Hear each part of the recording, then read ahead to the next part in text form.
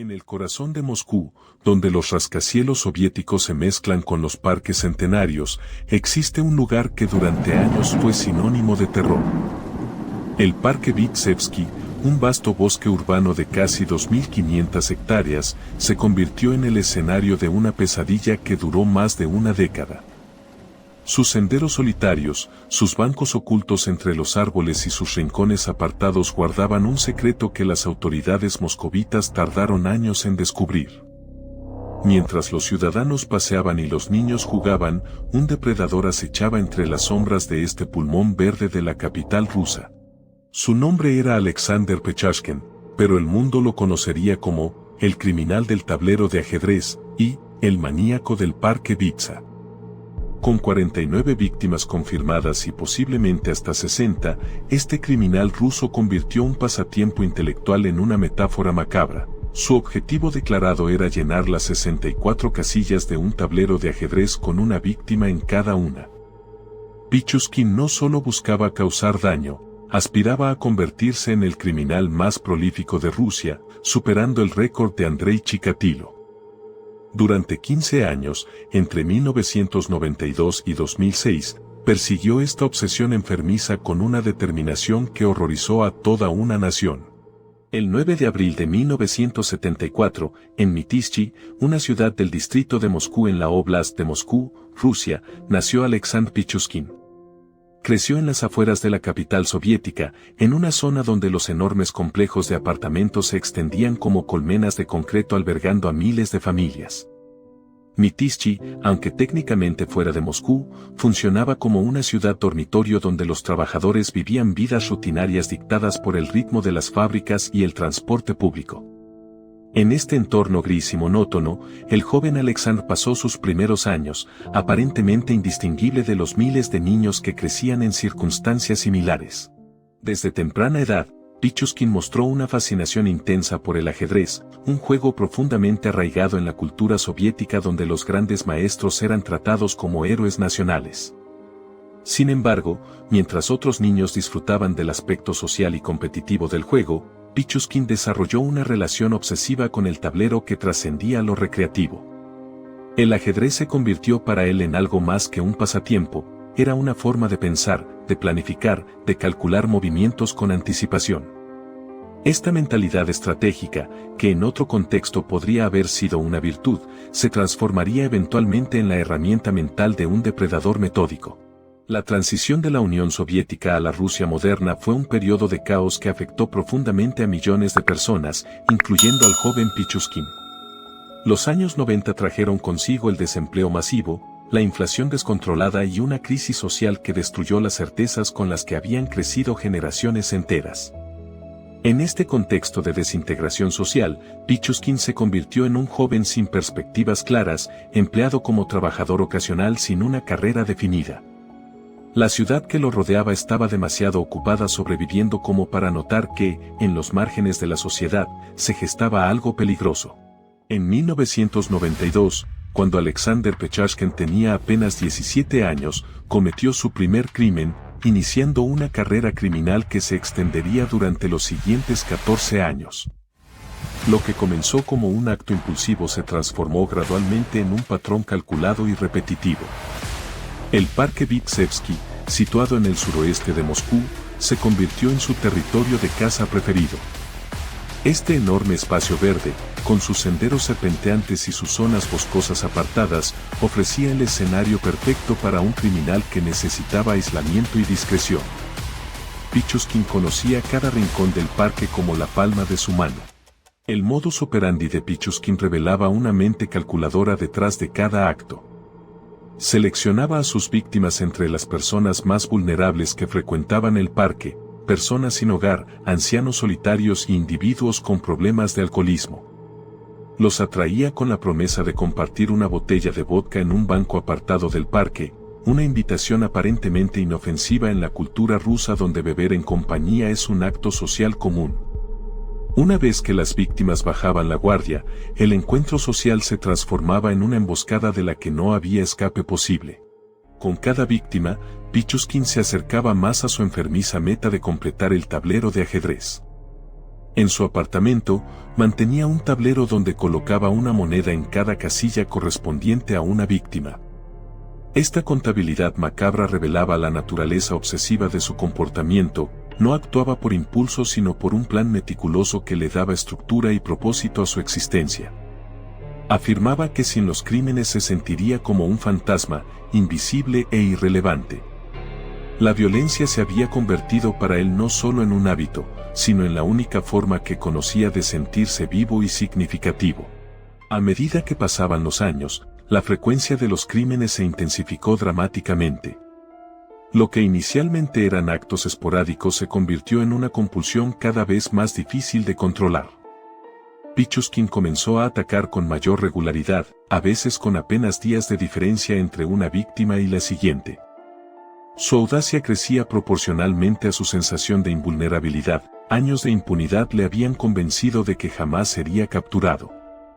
El parque seguía recibiendo visitantes que desconocían el peligro que acechaba entre sus árboles, mientras las desapariciones se acumulaban sin que las autoridades lograran conectar los casos. Pichuskin declaró abiertamente que su objetivo era superar el récord de Andrei Chikatilo, el infame carnicero de Rostov con 52 víctimas confirmadas. Esta competencia macabra con otro criminal revelaba una psicología profundamente perturbada donde los crímenes no eran solo actos de violencia sino una forma retorcida de conseguir notoriedad y reconocimiento. Para Pichuskin, cada víctima era un paso más hacia un título que él consideraba digno de admiración. Esta mentalidad competitiva añadía una urgencia a sus actos que lo hacía cada vez más peligroso y menos cuidadoso en sus métodos. Lo que Pichuskin desconocía era que 2 de sus víctimas habían sobrevivido a sus ataques. Estas personas, que lograron escapar con vida de encuentros que estaban destinados a ser fatales, se convertirían eventualmente en piezas clave de la investigación. El criminal creía haber cometido 62 crímenes, pero la realidad era que su conteo estaba errado por estas 2 supervivencias. Los sobrevivientes cargaban con traumas profundos pero también con información invaluable, habían visto al depredador, conocían su método y podían proporcionar detalles que ningún otro testigo podría ofrecer a las autoridades. Las autoridades moscovitas tardaron años en conectar las desapariciones y los hallazgos en el parque Vitsevsky con un solo perpetrador. La enorme extensión del parque, la diversidad de las víctimas y la falta inicial de un patrón evidente dificultaron la investigación. Sin embargo, cuando finalmente se estableció que un criminal operaba sistemáticamente en la zona, se desplegó una operación de búsqueda masiva. Investigadores especializados comenzaron a analizar cada caso, buscando elementos comunes que pudieran conducir a la identificación del depredador que utilizaba el parque como su territorio exclusivo de caza. Los testimonios de los 2 sobrevivientes proporcionaron las primeras pistas concretas sobre la identidad del agresor.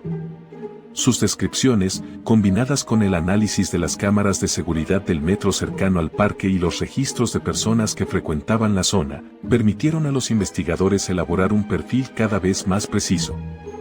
La policía de Moscú utilizó tecnología de videovigilancia que había sido instalada como parte de la modernización de la ciudad, rastreando los movimientos de sospechosos potenciales en las inmediaciones del parque. El cerco tecnológico y testimonial se estrechaba progresivamente. La última víctima de Pichuskin fue la clave que selló su destino. A diferencia de sus víctimas anteriores, esta persona había dejado una nota antes de salir de su casa indicando que se reuniría con Pichuskin. Cuando fue reportada como desaparecida, la investigación condujo directamente al sospechoso. Las cámaras de seguridad del metro confirmaron que ambos habían viajado juntos hacia la zona del parque. Esta combinación de evidencia testimonial y tecnológica proporcionó a los investigadores la certeza que necesitaban para proceder con la detención del hombre que había aterrorizado el parque durante más de una década. El 16 de junio de 2006, a los 32 años de edad, Alexander Pechashkin fue arrestado por las autoridades moscovitas. 14 años después de su primer crimen, el criminal del tablero de ajedrez fue finalmente retirado de las calles. En su apartamento, los investigadores encontraron el tablero de ajedrez con las monedas que representaban a sus víctimas, una prueba material escalofriante que confirmaba la naturaleza metódica y obsesiva de sus crímenes. La noticia de su captura sacudió a Moscú, una ciudad que había convivido sin saberlo con uno de los criminales más prolíficos de su historia moderna. Durante los interrogatorios, Pichuskin mostró una actitud que desconcertó a los investigadores. Lejos de mostrar remordimiento, hablaba de sus crímenes con un orgullo perturbador, detallando cada acto como si describiera las jugadas de una partida de ajedrez. Confesó haber acabado con 62 personas, desconociendo que 2 de ellas habían sobrevivido. Su declaración de que aspiraba a ser el criminal más prolífico de Rusia, superando a Chikatilo, reveló una competitividad enfermiza que los psicólogos clasificaron como evidencia de una psicopatía profunda con rasgos narcisistas extremos. El 29 de octubre de 2007, a los 33 años, Alexander Pechashkin fue declarado culpable de 49 crímenes y 3 intentos adicionales. La sentencia fue cadena perpetua, con los primeros 15 años en régimen de aislamiento solitario. El veredicto fue recibido con alivio por los familiares de las víctimas que habían llenado la sala del tribunal durante semanas de audiencias. Para la justicia rusa, el caso representó tanto un triunfo como una vergüenza, triunfo por la captura y condena, vergüenza por los 14 años que el criminal operó sin ser detenido en uno de los parques más visitados de la capital. El caso de Pichuskin transformó la seguridad del parque Vitsevsky y de los espacios públicos de Moscú en general. Se instalaron cámaras de vigilancia adicionales, se incrementaron las patrullas policiales y se mejoraron los sistemas de iluminación en zonas boscosas. El parque, que durante años había sido asociado con el terror, comenzó un lento proceso de recuperación de su imagen. Sin embargo, para quienes perdieron a sus seres queridos en aquellos senderos, el parque siempre será un recordatorio del precio que pagó la ciudad por no haber actuado con mayor rapidez. Hoy, Alexander Pechashkin permanece encarcelado en una prisión de Moscú, cumpliendo una condena que lo mantendrá tras las rejas por el resto de su vida. El hombre que soñó con llenar las 64 casillas de un tablero de ajedrez con víctimas humanas quedó detenido en la casilla 49, sin alcanzar jamás su macabra meta.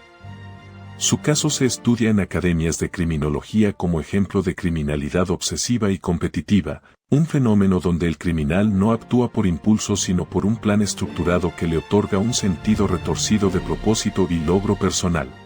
Las 49 vidas que Alexander Pechashkin arrebató no eran casillas en un tablero, eran personas con historias, familias y sueños que fueron brutalmente interrumpidos.